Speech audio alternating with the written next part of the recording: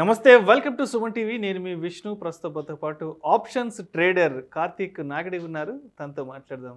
Hello Karthik. నమస్తే విష్ణు గారు, ఎలా ఉన్నారు? ఎస్ నమస్తే, ఎలా ఉన్నారు? చాలా బాగున్నాను సార్, మీరు? ఎస్ నేను బాగున్నాను. ఏంటి అసలు ఇంత చిన్న వయసుకే స్టాక్ మార్కెట్లోకి అడుగు పెట్టాలన్న ఆలోచన ఎందుకు వచ్చింది, ఎలా వచ్చింది? సో బేసికలీ నేను BBA finance background sir. Okay so obviously like నా కాలేజ్ డేస్ నుంచి కూడా ఈవెన్ నా ఫ్రెండ్స్తో కలిసి we started one business. So we way చాలా బెటర్ రిటర్న్స్ అయితే వచ్చినాయి కాలేజ్ డేస్లోనే, ఈవెన్ చదువుకున్నప్పుడే. సో అప్పటి నుంచే మా ఓన్గా ఏదైనా ఒక స్టార్ట్అప్ స్టార్ట్ చేయాలి, మా ఓన్గా ఏదైనా బిజినెస్ స్టార్ట్ చేయాలనుకున్నాం. సో ఆ పర్టికులర్ టైం పీరియడ్లో నేను యూట్యూబ్లో కానీ సోషల్ మీడియాలో యాడ్స్ చూసాను ట్రేడింగ్ గురించి. సో అప్పుడు ట్రేడింగ్ అనేది ఒక ప్రొఫెషన్ ఒకటి ఉంది, అండ్ దట్టు నా ఫినాన్స్ బ్యాక్గ్రౌండ్ కాబట్టి సో నాకు కొంచెం రిలేట్ అయింది. సో దాని గురించి ఇంకా రీసెర్చ్ స్టార్ట్ చేసి సో ఇంకా ఓన్గా నేర్చుకుని so then I became full time trader. So మీరు కాలేజీలో చదువుకున్న మీ ఎడ్యుకేషన్ అది మీకు బాగా ఫెచ్ అయింది మీరు మార్కెట్లోకి అడుగు పెట్టడానికి. సేమ్ బ్యాక్గ్రౌండ్ కాబట్టి, సేమ్ బ్యాక్గ్రౌండ్, ఎడ్యుకేషన్ బ్యాక్గ్రౌండ్ అవడం వల్ల కూడా. అయితే అంటే స్టాక్ మార్కెట్ అనగానే చాలా మందికి చాలా నెగిటివ్ ఇంప్రెషన్, చాలా నెగిటివ్ థాట్ ఉంటుంది. స్టాక్ మార్కెట్లో లాసెస్ ఎక్కువ ఉంటాయి, రకరకాల మాటలు చెప్తుంటారు. బట్ ఇంత చిన్న వయసులోనే మరి మీరు మార్కెట్లోకి అడుగు పెట్టారు, దాంట్లో కూడా మళ్ళీ ట్రేడింగ్ చేస్తున్నారు. మరి అంటే మీ పేరెంట్స్ సపోర్ట్ కానీ ఫ్రెండ్స్ ఏమున్నారు ఈ ఏజ్కే మీరు మార్కెట్లోకి అడుగు పెట్టడంపై? సో బేసికలీ ఫినాన్స్ సైడ్ ఏదన్నా ప్రొఫెషన్ స్టార్ట్ చేయాలి, జాబ్ అంటే ఓకే, కానీ అది ఓన్ బిజినెస్, అది పర్టికులర్ మీరు చెప్పిన ట్రేడింగ్ అనేది చాలా నెగిటివిటీ ఉంది కాబట్టి ప్రతి ఒక్కరు ఫీల్ ఏంటంటే ఈవెన్ మా పేరెంట్స్ భయపడ్డారు ఫస్ట్. ఈవెన్ ప్రతి ఫ్రెండ్ కూడా నెగిటివ్గా చెప్పి ఇది చాలా డేంజరస్ బికాస్ ఎందుకంటే ఇందులో సక్సెస్ రేట్ చూసుకుంటే 99% ఫెయిల్యూర్. ప్రతి 100 మందిలో ఒక్కరు మాత్రమే కన్సిస్టెంట్గా మనీ ఎర్న్ చేస్తారు. మనీ ఎర్న్ చేయడం వేరు సార్, లాంగ్ రన్లో సస్టైన్ అవ్వడం వేరు. అందులో 1% మాత్రం సక్సెస్ రేట్ ఉంది. బట్ నా పర్సనల్ ఫీలింగ్ ఏంటంటే అట్లీస్ట్ ఆ 1% ఎర్న్ చేస్తున్నారంటే దే ఆర్ డూయింగ్ సంథింగ్. వీళ్ళు 99% పీపుల్ చేయలేని వాళ్ళు ఇది చేస్తున్నారు కదా. So then I started learning about what big players are doing. ఈ పెద్ద ఆల్మోస్ట్ లాస్ట్ 20 yearsలో మార్కెట్లో సర్వే అయిన పీపుల్ ఇప్పుడు ఏం చేసి మార్కెట్లో సర్వే అవుతున్నారు నేను స్టడీ చేసి సో ఆ స్కిల్ని అడాప్ట్ చేసుకున్నాను. సో ఇనిషియల్లీ మా పేరెంట్స్ ఒప్పుకోలేదు. So now they are very happy. ఇప్పుడు నా వర్క్ కానీ నా రిటర్న్స్కి కానీ so they are completely satisfied. Okay. అయితే స్టాక్ మార్కెట్లో డెరివేటివ్ సెగ్మెంట్ అంటే చాలా జాగ్రత్తగా ఉండాలి, చాలా బ్యాలెన్స్డ్గా ఉండాలి, అండ్ లాసెస్ కూడా దారుణంగా ఉంటాయి. ఓకే, రిటర్న్స్ కూడా అంతే స్థాయిలో ఉంటాయి. చాలామంది ఆప్షన్స్ జోలికి వెళ్ళడానికి డెరివేటివ్ సెగ్మెంట్లకు చాలామంది భయపడుతుంటారు. బట్ ఇంత చిన్న వయసుకే మరి డెరివేటివ్ సెగ్మెంట్లోకి ఎలా అడుగు పెట్టారు? అసలు ఏంటి ఆ మొండి ధైర్యం ఏంటి అసలు? సో మొండి ధైర్యం అంటే బేసిక్గా ఇక్కడ 2 things ఉంటాయి సార్. ఫస్ట్ పాయింట్ ఏంటంటే మైట్ బి ఇప్పుడు మీరు చెప్పిన పాయింట్ నన్ను చాలామంది భయపెట్టారు. ఈక్విటీలో బెటర్ రిటర్న్స్ వస్తున్నప్పుడు ఈక్విటీలోనే ఎర్న్ చేసుకోవచ్చు కదా, వై ఆప్షన్స్ పర్టికులర్. సో నాకేమనిపించింది అంటే ఈక్విటీ అంటే స్కిల్ వన్స్ ఈక్విటీలో మాస్టర్ అయిన తర్వాత నాకు అందులో చాలా మీడియం రిటర్న్స్ వస్తుంది. నాకు వన్స్ మార్కెట్ సైకాలజీ స్టడీ చేయడం తెలిసిన తర్వాత సో నేను ఎందుకు కొంచెం బెటర్ రిస్క్ తీసుకోవద్దని డెరివేటివ్ స్టార్ట్ చేశాను. అండ్ టు బీ ఫ్రాంక్ చెప్తున్నాను సార్, ఆప్షన్స్ గురించి తెలుసుకున్న తర్వాత నాకు ఈక్విటీ కంటే ఆప్షన్స్ బెటర్ అనిపిస్తుంది. ఓకే. సో ఆప్షన్స్ బికాజ్ ఎందుకంటే ఈక్విటీలో మనం లాంగ్ టర్మ్ ఇన్వెస్ట్ చేసినప్పుడు at any point of time మార్కెట్లో ఒక డిస్టర్బెన్స్ వస్తే, ఫర్ ఎగ్జాంపుల్ నేను 1 year టార్గెట్ పెట్టుకున్నాను నా రిటర్న్స్కి, అది 6 months పొడిగించవచ్చు. లారల్స్ ఎక్స్టెండ్ అవ్వచ్చు 6 months, లేదా 1 year అడిషనల్ ఎక్స్టెండ్ అవ్వచ్చు. బట్ ఆప్షన్స్లో అలా ఉండదు. ఒక పర్టికులర్ ఎక్స్పైరీ టైం ఉంటుంది కాబట్టి ఎక్స్పైరీ టైంలో సో లాస్ వచ్చినా నేను బ్యాలెన్స్ చేసుకుని ప్రాఫిట్లు అయితే క్లోజ్ చేసుకోగలను. సో కంపారిటివ్ ఈక్విటీ నా పర్సనల్ ఎక్స్పీరియన్స్తో నాకు ఆప్షన్ అనేది చాలా సేఫ్ గేమ్. కార్తిక్, మరి లాస్ట్ 3-4 yearsగా మార్కెట్లో ఉన్నారు, ట్రేడింగ్ చేస్తున్నారు. అయితే ఈ లాస్ట్ 2-3 yearsలో మార్కెట్ వైపు నుంచి మీకు పెద్ద ఛాలెంజ్ అనేది ఎప్పుడు వచ్చింది? ఎందుకంటే డెరివేటివ్ సెగ్మెంట్లో ఉన్నారు, సో రిస్క్ రివార్డు అంతే స్థాయిలో ఉంటాయి. మరి ఇంత చిన్న వయసుకే అంత పెద్ద ఛాలెంజెస్ని మీరు ఎప్పుడు ఏ సందర్భంలో ఫేస్ చేశారు? సో డెఫినెట్లీ సార్, నేను కెరీర్ స్టార్ట్ చేసిన తర్వాత నేను 2 big scenarios చూసాను. ఫస్ట్ కోవిడ్లో చాలా బిగ్ ఫాల్ అయితే వచ్చింది, తర్వాత మార్కెట్స్ మళ్ళీ రికవర్ అని. అండ్ రీసెంట్గా నేను ఫేస్ చేసిన ఒక biggest challenge last month Russia Ukraine war వల్ల క్రూడ్ ఆయిల్ ప్రైజెస్ ఇంక్రీజ్ అవ్వడం, మార్కెట్లో మనం చాలా బిగ్ కరెక్షన్ చూసాం. If in case particularly Nifty March మిడ్లో ఒక 3 days 1000 points పడి మళ్ళీ ఇమీడియట్గా 3 daysలో 1000 points రికవర్ అయింది. So this was the biggest challenge, రీసెంట్గా నేను ఫేస్ చేసిన బిగ్గెస్ట్ ఛాలెంజ్. సో ఈ ఛాలెంజ్లో నేను ఎలాంటి అడ్జస్ట్మెంట్స్ చేశాను, ఎంత రిటర్న్స్ చేశాను మీకు ఒకసారి లైవ్ మార్కెట్లో చూపిస్తాను. అండ్ ఇక్కడ మీరు చూస్తే యాజ్ ఆఫ్ నౌ ఇది నా ఫస్ట్ స్టాక్స్ ఒక అకౌంట్, నా పర్సనల్ అకౌంట్ చూపిస్తున్నాను. ఇందులో నేను యూజ్ చేసే క్యాపిటల్ 6 lakhs ఆప్షన్స్ సెల్లింగ్ ఒక అకౌంట్లో. ఆల్రెడీ ఈ రోజు పొజిషన్ మీరు చూడొచ్చు, నియర్లీ 6,500 ప్రాఫిట్ అయితే రన్ అవుతుంది. అండ్ లాస్ట్ మంత్ రిపోర్ట్ చూపిస్తాను మీకు ఒకసారి, మార్చ్ మంత్. సో రిపోర్ట్స్లోకి వెళ్ళి మనం we are checking P&L report March 1st నుంచి March 31st వరకు చూద్దాం. అండ్ నేను కంప్లీట్ F&O కాబట్టి నేను ఇక్కడ F&O సెగ్మెంట్ సెలెక్ట్ చేస్తాను. అండ్ ఇక్కడ మనం క్లియర్గా చూస్తే నేను మార్చ్ మంత్లో నేను యూజ్ చేసిన క్యాపిటల్ 6 lakhs, 6 lakhsకి 68,202 రూపీస్ ప్రాఫిట్ వచ్చింది. అండ్ ఛార్జెస్ పోగా 5,900 ఛార్జెస్ పోగా 62,226 ప్రాఫిట్ నా అకౌంట్లోకి వచ్చింది. అంటే మైట్ బి అది ఎంత బిగ్ వాల్టైల్ మార్కెట్ అయినా సరే, even in that big market, అంత పెద్ద వాల్టైల్ మార్కెట్లో కూడా నేను 11% రిటర్న్స్ తీసాను. 11%. ఆల్రెడీ మనం మాట్లాడుకున్నాం వీక్లీ 1%, నేను మంత్లీ 4 or 5% ప్లాన్ చేసుకుంటే ఈవెన్ ఇన్ దట్ అంత వాల్టైల్ మార్కెట్లో కూడా వీ మేడ్ 11%. సో ఆప్షన్ సెల్లింగ్లో అదే బ్యూటీ. సో మార్కెట్ ఎంత వైలెంట్గా వెళ్తే అంత బెటర్ ఆపర్చునిటీస్ కూడా ఇస్తుంది. కాకపోతే మనకి ఎలా అడ్జస్ట్ చేసుకోవాలి, ఎలా హ్యాండిల్ చేయాలి తెలియాలి అంతే. So that's the beauty in option selling. So అయితే మీరు ఎక్కువ ఆప్షన్ సెల్లింగ్ ఎక్కువ కదా, ఆప్షన్ సెల్లింగ్ ఎందుకు పర్టికులర్గా ఆప్షన్ సెల్లింగ్ వైపు మీరు మొగ్గు చూపారు? సో బేసికల్లీ ఆప్షన్ సెల్లింగ్ ఎందుకంటే మీకు ఫస్ట్ ఆఫ్ ఆల్ ఆప్షన్ సెల్లింగ్లో కూడా నేను ఏ సెగ్మెంట్లో ట్రేడ్ చేస్తాను చెప్తాను. ఓన్లీ నిఫ్టీలో ట్రేడ్ చేస్తాను. సో నిఫ్టీ అంటే మనందరికి తెలుసు, Nifty is the combination of multiple sectors. అంటే నిఫ్టీలో ఐటీ సెక్టార్ ఉంటుంది, banking sector, auto sector, FMCG అన్నీ ఉంటాయి. సో అలా కాకుండా స్టాక్స్ గురించి మాట్లాడుకుంటే, స్టాక్స్ అనేది లైక్ ఫర్ ఎగ్జాంపుల్ మేజర్గా ఆప్షన్ బయింగ్కి ఆప్షన్ సెల్లింగ్ ఒక డిఫరెన్స్ చెప్పి తర్వాత కంటిన్యూ చేస్తాను. ఆప్షన్ బయింగ్ ఎప్పుడు మనీ వస్తుందంటే మీరు సెలెక్ట్ చేసుకున్న అసెట్లో మొమెంటం ఉంటేనే మనీ వస్తుంది. అంటే మీరు సెలెక్ట్ చేసిన అసెట్ అనేది స్టాక్ అవ్వచ్చు, ఇండెక్స్ అవ్వచ్చు, అది ఒక ఫాస్ట్ మొమెంటంలో వెళ్తేనే మనకు మనీ ఎర్న్ చేయగలం. అలా కాకుండా ఆప్షన్ సెల్లింగ్ అనేది మీరు సెలెక్ట్ చేసిన అసెట్ అనేది మొమెంటం లేకపోయినా అక్కడక్కడే రేంజ్ బౌండ్లో స్లో అంటే వైలెంట్ మూవ్స్ అవ్వకపోయినా రేంజ్ బౌండ్లో వెళ్ళినా మనకి మనీ వస్తుంది. సో నేను సెలెక్ట్ చేసిన అసెట్ వచ్చేసరికి Nifty. So Nifty is a combination of multiple sectors కాబట్టి సో రెగ్యులర్గా అందులో వైలెంట్ మూవ్స్ రావు. సో ఒక రేంజ్ కామ్గా స్టడీగా వెళ్తుంది కాబట్టి సో ఆప్షన్ సెల్లింగ్ నాకు ఈజీగా ఉంటుంది. ఈవెన్ నేను ఆప్షన్ బయింగ్ కూడా చేస్తూ ఉంటాను అప్పుడప్పుడు, బట్ ఆప్షన్ బయింగ్ ఓన్లీ స్టాక్స్లో చేస్తాను. సో రాదర్ దెన్ ఇండెక్స్ కంటే స్టాక్స్లో ప్రిఫర్ చేస్తాం. ఓకే, అయితే మీకైతే ఆప్షన్ సెల్లింగ్ అనేది రిటర్న్స్ పరంగా, సేఫ్టీ పరంగా కంఫర్టబుల్గా ఉందంటున్నారు కదా, మరి ఆప్షన్ సెల్లింగ్ అనేది అందరూ చేయగలరు అంటారా? ఆప్షన్స్ సెల్లింగ్ చేయాలంటే ఎటువంటి మైండ్ సెట్ ఉన్న వాళ్ళు ఆప్షన్ సెల్లింగ్లోకి అడుగు పెట్టాలి? So first of all option selling mind set గురించి చెప్పాలంటే సార్, ఆప్షన్ సెల్లింగ్లో బేసిక్గా నేను అబ్జర్వ్ చేసింది ఏంటంటే మనకందరికి తెలుసు ఎక్స్పైరీ ఉంటుంది. ఎవ్రీ థర్స్డే ఈ ఆప్షన్స్ ఎక్స్పైర్ అయిపోతాయి. సో ఆప్షన్ బయింగ్ అని మనం ఇంట్రాడే చేసి ఆ రోజు లేదా స్కాల్పింగ్ చేసి అప్పటికప్పుడు మనీ ఎర్న్ చేసి లేదా ఆ రోజు పొజిషన్ కట్ చేసుకోవచ్చు. బట్ ఆప్షన్ సెల్లింగ్ వన్స్ మనం ఎంటర్ అయిన తర్వాత 90% ఆల్మోస్ట్ నెక్స్ట్ ఎక్స్పైరీ వరకు ఆ పర్టికులర్ ఎక్స్పైరీ వరకు కానీ లేదా బిఫోర్ 1 day బిఫోర్ ఎక్స్పైరీ వరకు హోల్డ్ చేయాలి ఖచ్చితంగా. అంటే మీరు ఎంటర్ అయిన positions minimum 3 to 4 days hold చేయాలి. సో 3 to 4 days హోల్డ్ చేయాలంటే మినిమం మనకు ఆ పేషెన్స్ ఉండాలి ఫస్ట్ థింగ్. ఇది డెఫినెట్లీ అందరూ చేయొచ్చు, బట్ ఎవరికైతే పేషెన్స్ ఉంటుందో, ఎవరైతే ఒక 3-4 days మార్కెట్ని స్టడీ చేసి అబ్జర్వ్ చేయగలరో ఆ పేషెన్స్ ఉన్న వాళ్ళు ఖచ్చితంగా డెఫినెట్లీ ఆప్షన్ సెల్లింగ్ చేయొచ్చు. అలా కాకుండా ఇమీడియట్గా రిటర్న్స్ కావాలి, నేను ఎంటర్ అయిన వెంటనే నాకు మనీ కావాలనుకుంటే మాత్రం option selling that's not the game of option selling. So option selling అనేది you have to wait, at least minimum 3 to 4 days wait చేయాలి. మరి ఆప్షన్ సెల్లింగ్ చేయాలి అంటే ఎంత క్యాపిటల్ అనేది చేతిలో ఉండాలి అంటారు? అగైన్ ఇక్కడికి వచ్చేసరికి 2 situations ఉన్నాయి సార్. ఆప్షన్ సెల్లింగ్ మీరు ఇంట్రాడేక్ చేస్తున్నారా, పొజిషనల్ చేస్తున్నారా అని మ్యాటర్.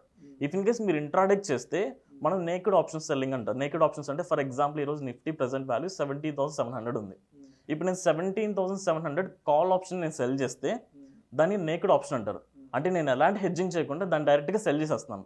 అలా నేకెడ్ ఆప్షన్ సెల్ చేయాలంటే మనకి మినిమం 1 lakh క్యాపిటల్ ఉండాలి ఒక లాట్కి. ₹1,00,000 ఆప్షన్ సెల్లింగ్ ఎక్కువ మార్జిన్ ఉంటుంది. బికాజ్ ఎందుకంటే అక్కడ అంటే రిస్క్ ఫ్యాక్టర్ ఎక్కువ ఉంటుంది కంపేర్ టు ఆప్షన్ బయింగ్తో కంపేర్ చేస్తే రిస్క్ ఫ్యాక్టర్ ఎక్కువ ఉంటుంది కాబట్టి మనం ఎక్కువ మార్జిన్ పే చేయాల్సి వస్తుంది. సో ఆబ్వియస్లీ ఒక లాట్ మీరు సెల్ చేయాలంటే మినిమం మీకు 1 lakh నుంచి 1.3 lakh అవుతుంది.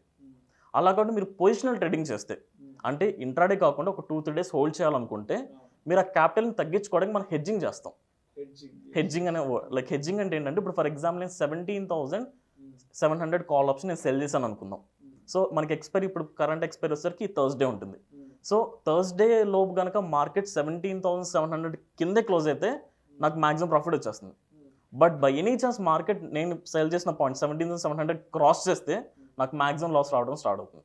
సో ఆ లాస్ని కాంపెన్సేట్ చేసుకోవడానికి అలాగే బికాజ్ మనం ఒక లాట్ కొంటే 1 lakh అవుతుంది కదా, ఆ మార్జిన్ తగ్గించుకోవడానికి నేను ఇక్కడ హెడ్జింగ్ చేస్తాను. హెడ్జింగ్ అంటే నేను ఏదైతే 17,700 కాల్ ఆప్షన్ సెల్ చేశానో దాంతోపాటు దానిపైన కొంచెం పైకి వెళ్ళి అంటే 17,800 కానీ 17,900 బై చేస్తాను. అంటే హెడ్జింగ్ అంటే మీకు సింపుల్గా చెప్పాలంటే ఎలా అంటే మనం ఏదైతే మెయిన్ అసెట్లో ఇన్వెస్ట్ చేస్తామో దానికి ఇన్సూరెన్స్ లాంటిది. ఇఫ్ ఇన్ కేస్ నేను ఎంటర్ అయిన మెయిన్ పొజిషన్ లాస్లోకి వెళ్తే నేను హెడ్జింగ్ చేస్తుంది నన్ను కాపాడుతుంది, అంటే లాస్ని మినిమైజ్ చేస్తుంది. సో దీనివల్ల నేను మార్జిన్ తగ్గించుకోవచ్చు. అలా హెడ్జింగ్ చేయడం వల్ల మనం నేకెడ్ ఆప్షన్ సెల్ చేయాలంటే 1 lakh అవుతుంది, బట్ హెడ్జింగ్ చేస్తే జస్ట్ 25 to 30,000కి ఒక లాట్ కొని సెల్ చేయొచ్చు. అలా మార్జిన్ మనం తగ్గించుకోవచ్చు. సో ఇఫ్ ఇన్ కేస్ మీరు ఇంట్రాడే చేస్తే మీకు మార్జిన్ వచ్చేసరికి 1 lakh కావాలి, మీరు హెడ్జింగ్ చేసి పొజిషనల్ చేస్తే 25 to 30,000లో ఒక లాట్ వస్తుంది. మరి ఆప్షన్స్ సెల్లింగ్ విషయంలో రిస్క్ రివార్డ్ ఎలా ఉంటుంది, అండ్ రివార్డ్ని ఎంతవరకు ఎక్స్పెక్ట్ చేసుకోవచ్చు రిటర్న్స్ని? సో బేసికలీ రిస్క్ రివార్డ్ అనేది ఇండివిజువల్ పర్స్పెక్షన్ బట్టి ఉంటుంది సార్, అండ్ దట్టు క్యాపిటల్ బట్టి కూడా ఉంటుంది. అంటే లైక్ నా క్యాపిటల్ తగ్గట్టు నేను ఎంత రిస్క్ మేనేజ్ చేయగలను, ఎంత రివార్డ్ తీసుకోగలను, అది నా మైండ్ సెట్. బట్ కంప్లీట్గా ఇప్పుడు నా మైండ్ సెట్ చెప్తాను సార్. సో బేసికల్లీ రిస్క్ అనేది ప్రతి దాంట్లో ఉంటుంది. ఈక్విటీలో ఉంటుంది, option buying, option selling, community, మీరు ఏ సెగ్మెంట్. అసలు బేసిక్గా ట్రేడింగ్ అంటేనే హై ప్రాబబిలిటీ గేమ్. ఎగ్జాక్ట్గా 100% ఇన్సూరెన్స్ ఎవరు ఇవ్వలేరు. సో ఇక్కడ రిస్క్ వచ్చేసరికి లైక్ రాదర్ దాన్, అంటే ప్రతి ఒక్కరు రిస్క్ని కాంపెన్సేట్ చేసుకోవడానికి స్టాప్ లాస్ అనే కాన్సెప్ట్ వాడుతూ ఉంటారు. అంటే వాళ్ళు ఎంటర్ అయిన పొజిషన్ నుంచి స్టాప్ లాస్ ప్లేస్ చేసుకుని ఆ స్టాప్ లాస్ ఇట్ అయితే ఎగ్జిట్ అవుతారు. బట్ నేను నా రిస్క్ని ఏం చేస్తాను అంటే స్టాప్ లాస్ పెట్టకుండా, అంటే బేసిక్గా నేను స్టాప్ లాస్ ఫాలో అవును. స్టాప్ లాస్ ప్లేస్ చేయకుండా మార్కెట్ సెంటిమెంట్ తగ్గట్టు, మార్కెట్ మూమెంట్ తగ్గట్టు నా పొజిషన్స్ని అడ్జస్ట్ చేసుకుంటూ నా లాస్ని కాంపెన్సేట్ చేసుకుంటాను. సో రిస్క్ డెఫినెట్లీ ఆప్షన్ సెల్లింగ్లో ఎక్కువ రిస్కే ఉంటుంది. బట్ రాదర్ దాన్ మీరు, అంటే బేసిక్గా ట్రేడింగ్ అనేది ఎలాంటి గేమ్ అంటే ఎంటర్ అవడం మ్యాటర్ కాదు. మార్కెట్ మీకు అగెయిన్స్ట్గా వెళ్ళినప్పుడు, అంటే మీరు లాస్లోకి వెళ్తున్నప్పుడు దాన్ని ఎలా అడ్జస్ట్ చేస్తారనే స్కిల్ ఇక్కడ. That is the biggest skill. Rather than entry and exit, in between మీరు ఎలా అడ్జస్ట్ చేస్తారు, ఎలా ఎగ్జిట్ అయ్యారు అనేది బిగ్గెస్ట్ గేమ్ ఇక్కడ మాత్రం. అంటే వెదర్ మనం లాంగ్ రన్లో సస్టైన్ అవుతామా లేదా ఇమీడియట్గా మార్కెట్ నుంచి బయటకు వచ్చేస్తామా అనేది ఈ స్కిల్లే డిసైడ్ అవుతుంది. అండ్ రివార్డ్ గురించి మాట్లాడాలంటే సార్, టు బీ ఫ్రాంక్, మనకి డిఫరెంట్ ఇన్వెస్ట్మెంట్ మెథడ్స్ ఉన్నాయి. లైక్ ఫిక్స్డ్ డిపాజిట్స్ ఉన్నాయి, మ్యూచువల్ ఫండ్స్ ఉన్నాయి, ఆర్ఎస్ బ్యాంక్లో ఇన్వెస్ట్ చేసుకోవచ్చు, లేదా రియల్ ఎస్టేట్ ఉంది. మీరు ఏ ఎసెట్ క్లాస్ అని మాట్లాడండి, ఫిక్స్డ్ డిపాజిట్లో మాక్సిమం మనకి ఇయర్లీ 7% రిటర్న్స్ వస్తుంది. ఎగ్జాక్ట్లీ. మ్యూచువల్ ఫండ్స్ కొంచెం సేఫ్గా వెళ్ళాలనుకుంటే మ్యూచువల్ ఫండ్స్లో 15 to 20%. దట్ ఈస్ అది ఇయర్లీ నేను చెప్తుంది. రియల్ ఎస్టేట్లో వస్తుంది కానీ అది పర్టికులర్ టైం పీరియడ్ చెప్పలేం, ఎప్పుడు బూమ్ అవుతుంది ఎప్పుడు పడుతుందో తెలియదు. సో ఇలా చూసుకుంటే మీ ఓవరాల్ ఇన్వెస్ట్మెంట్లో, మీ క్యాపిటల్లో ఇయర్లీ 20% మీరు రిటర్న్స్ తీసారంటే దట్ ఈస్ ద బిగ్గెస్ట్. 20% చాలా బిగ్. సో ఇప్పుడు మనకి ఆప్షన్స్ అనేది మనకి 4 weeks ఉంటుంది, ఎవ్రీ మంత్ 4 expiries ఉంటాయి.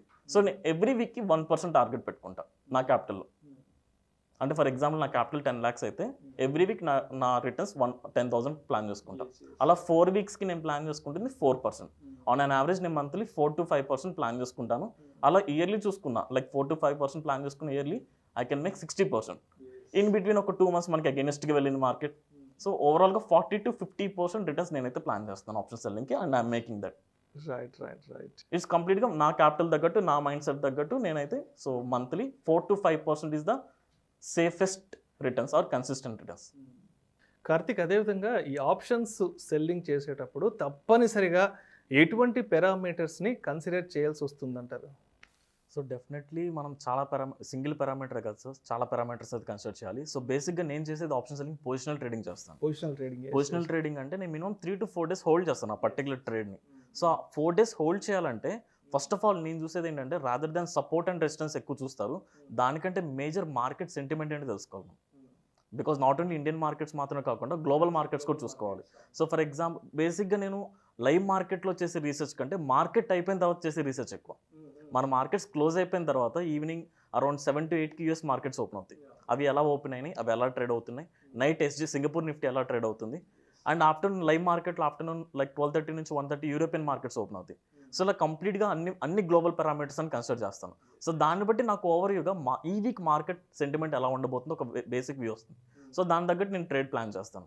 అండ్ దాంతోపాటు కొన్ని అడిషనల్గా మనం తీసుకోవాల్సిన పారామీటర్స్ ఏంటంటే ఏదైనా న్యూస్ బేస్ ఈవెంట్స్ ఉన్నాయా మనకి. ఫర్ ఎగ్జాంపుల్ ఈ వీక్లో ఏదన్నా, ఫర్ ఎగ్జాంపుల్ వెన్స్డే ఏదైనా ఈవెంట్ ఉంటే మనకు ముందే తెలిసిపోతుంది, పలానా రోజు ఆర్బీఐ ఒక పాలసీ అనౌన్స్ చేయబోతున్నారు, లేదా యూఎస్ ఇన్ఫ్లేషన్ డేటా వస్తుంది. సో ఈ డేటా కూడా మార్కెట్ని ఇంపాక్ట్ చేస్తుంది. అలా ఆ పర్టికులర్ వీక్లో ఏ డే ఏ ఈవెంట్ వస్తుందో కూడా ముందుగానే రాసి పెట్టుకుని, సో ఆ ఈవెంట్ ఎలా ఇంపాక్ట్ చేస్తుందని దాని తగ్గట్టు నా రిస్క్ మేనేజ్మెంట్ చేసుకుంటాను. So definitely not only single parameter మీద అయితే మనం పొజిషనల్ ట్రేడింగ్ అసలు చేయకూడదు. అండ్ మోర్ ఓవర్ ఇందులో బేసిక్గా లాజిక్ ఏంటంటే if in case intraday trading చేస్తున్నప్పుడు మీకు బేసిక్ మార్కెట్ సెంటిమెంట్ తెలిస్తే చాలు. అదే పొజిషనల్ వెళ్తున్నప్పుడు ఇంకొక పర్టికులర్గా option chain analysis important. Option chain అనాలిసిస్లో మనకి వాల్యూమ్ అనేది ఒకటి ఉంటుంది, ఓపెన్ ఇంట్రెస్ట్ అని ఒకటి ఉంటుంది. ఈ ఓపెన్ ఇంట్రెస్ట్ చేంజ్ అవుతున్నప్పుడు మార్కెట్ డైరెక్షన్ ఎలా ఉంది అంటే దేర్ ఇస్ కొన్ని టర్మినాలజీస్ ఉంటాయి sir, like long building, long unwinding, short building, short covering. ఈ టర్మినాలజీస్ ఇవి ఎలా ఫంక్షన్ అవుతుందో తెలియకపోతే మాత్రం మీరు డెఫినెట్లీ మార్కెట్ సెంటిమెంట్ తెలియదు. అంటే ట్రాప్స్ చేస్తున్నారా, అది రియల్ మూమెంటే మనకు తెలియదు. సో డెఫినెట్లీ పారామీటర్స్ అన్ని తెలుసుకుని మార్కెట్ సెంటిమెంట్ తెలుసుకోగలిగితే సో మీ ట్రేడ్ ప్లాన్ అయితే 100% సక్సెస్ అవుతుంది. అదేవిధంగా ఈ కొలేటరల్ అంటారు కదా, మరి ఈ కొలేటరల్ అనేది ఆప్షన్ సెల్లర్స్కి ఏ విధంగా బెనిఫిట్ అవుతుంది అంటారు? కోలెటరల్ అంటే మీకు సింపుల్గా ఎక్స్ప్లెయిన్ చేస్తాను sir. For example me capital 10 lakhs అనుకుందాం. ఇప్పుడు నేను చెప్పినట్టే మీరు మంత్లీ 4 to 5% రిటర్న్స్ తీస్తున్నా, ఇయర్లీ సేఫ్గా ఒక 40% తీసారు. సో ఈ రిటర్న్స్ని ఆప్షన్ సెల్లింగ్తో పాటు ఇంకా అడిషనల్గా ఎక్కువ రిటర్న్స్ కావాలంటే మనం కోలెటరల్ పెట్టుకోవచ్చు. ఇప్పుడు నేను ఏం చేస్తానంటే, ఇప్పుడు నా దగ్గర ఉన్న 10 lakhsని నా బ్రోకర్తో నేను కాంటాక్ట్ అయ్యి నేను ఫస్ట్ ఆ 10 lakhsని నేను మ్యూచువల్ ఫండ్స్లో ఇన్వెస్ట్ చేస్తాను. Okay okay. నా క్యాపిటల్కి మ్యూచువల్ ఫండ్ నుంచి ఇయర్లీ నాకు ఎంత రిటర్న్స్ వస్తుంది? 15 to 20%. సో 15 అనుకుందాం, 15% రిటర్న్స్ వచ్చిందా ఇయర్లీ. ఎప్పుడైతే కోలెటరల్ పెట్టానో సో నాకు డిమాట్ అకౌంట్ నుంచి లైక్ మన పర్టికులర్ మీడియా డిమాట్ అకౌంట్ వాడినా వాళ్ళు మనకి అగైన్స్ట్గా దానికి మార్జిన్ అనేది ప్రొవైడ్ చేస్తారు. అంటే ఆ 10 lakhs మ్యూచువల్ ఫండ్లో ఉన్నా సరే నేను ఆ 10 lakhsలో కొంత పార్ట్ ఆఫ్ మనీని ఆప్షన్ సెల్లింగ్ మళ్ళీ వాడుకోవచ్చు. అది 100% వాడుకోలేము సార్. మనకి హెయిర్ కట్ అనే కాన్సెప్ట్ ఉంటుంది. అంటే మీరు ఇన్వెస్ట్ చేసే ఎసెట్ క్లాస్ బట్టి వాళ్ళు కొంత పార్ట్ని కట్ చేస్తారు. ఇప్పుడు మ్యూచువల్ ఫండ్లో ఫర్ ఎగ్జాంపుల్ ఇన్వెస్ట్ చేస్తే 10 lakhsకి నేను 9 lakhsతో మళ్ళీ అడిషనల్గా ఆప్షన్ సెల్లింగ్ చేయొచ్చు. ఈ 9 lakhsకి నేను ఇయర్లో ఒక 40% రిటర్న్స్ తీస్తున్నా, 40% రిటర్న్స్ నా ఆప్షన్ సెల్లింగ్ మెయిన్ బిజినెస్ నుంచి వస్తుంది. ప్లస్ నేను ఆల్రెడీ మ్యూచువల్ ఫండ్లో ఇన్వెస్ట్ చేస్తాను కదా, ఆ మ్యూచువల్ ఫండ్ నుంచి అడిషనల్ 15% వస్తుంది. అలా నేను 60 to 70% ప్లాన్ చేయగలను ఇయర్లీ. సో అలా కోలెటరల్ పెట్టుకోవడం వల్ల ఆప్షన్ సెల్లర్కి ఇఫ్ ఇన్ కేస్ అతను మేజర్ బిజినెస్ ఆప్షన్ సెల్లింగ్లో కొంత లాస్ అయినా ఈ మ్యూచువల్ ఫండ్ నుంచి వచ్చేది రికవర్, అంటే సేఫ్ జోన్లోకి వస్తాం. ఇది ఆప్షన్ సెల్లర్కే కాదు sir, even long term invest చేస్తున్న పీపుల్, కొంతమంది ఈక్విటీలో ఇన్వెస్ట్ చేస్తుంటారు కదా, వాళ్ళకు కూడా ఈ బెనిఫిట్ ఉంటుంది. ఫర్ ఎగ్జాంపుల్ మీకు ఒక 25 lakh worth portfolio, equity portfolio ఉందనుకుందాం. ఆ 25 lakh వర్త్ పోర్ట్ఫోలియోని మీ డిమాట్ అకౌంట్ వాళ్ళతో మాట్లాడుకుని మీరు సో దానికి కొంత మార్జిన్ తీసుకుని అగైన్ దాన్ని ఆప్షన్ సెల్లింగ్ కూడా యూజ్ చేసుకోవచ్చు మీరు. So that is the biggest advantage and చాలా మంది ఆప్షన్ సెల్లర్స్కి తెలియదు. Thank you so much Karthik. Thank you so much. ఇంత చిన్న వయసులోకి స్టాక్ మార్కెట్లోకి ఎలా అడుగు పెట్టారు అండ్ స్టాక్ మార్కెట్లో మీ జర్నీ ఎలా ఉంది అండ్ ఎస్పెషల్లీ ఈ ఆప్షన్స్ సెల్లింగ్లో మీ ఎక్స్పీరియన్సెస్ ఏంటనే విషయాల గురించి కూడా ప్రేక్షకులకు మీ విశ్లేషణ ద్వారా చాలా చక్కగా వివరించారు. Thank you so much Karthik. Thank you so much.